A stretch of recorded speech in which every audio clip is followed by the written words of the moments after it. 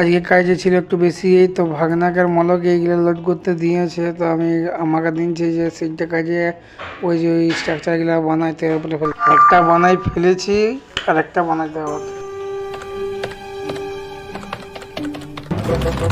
তো ওই কাজটা যে একটাই হয়েছে, তারপর একটা তিনটা খুঁটি দিয়ে যেমন একটা ব্রেঞ্চ উপরে বসানো যায় সেই জন্য এটা বানাচ্ছে। তো মিস্ত্রি কাটিং করছে, আমি মাদুরিয়াকে ধরা ধরে দিচ্ছি।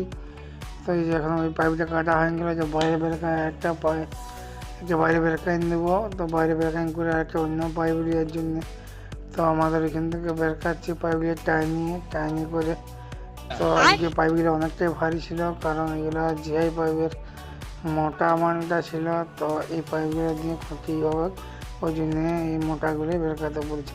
তো দেখতে দেখতে আমরা দুটো কাঠি ফেলেছি আর একটা কাঠি ফেলেছি আর একটা কাঠি হবে। তার একটা মিস্ত্রি যে কাটতে বসে গেছে।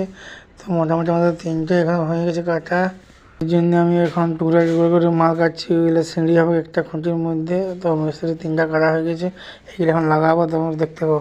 তো এই যে আমরা তিনটাকে কাটিয়ে রেডি ফিটিং করেছি যে এরকমটা হোক জিনিসটা। তো কেমন হয়েছে তোমরা কমেন্ট লাইক শেয়ার করো।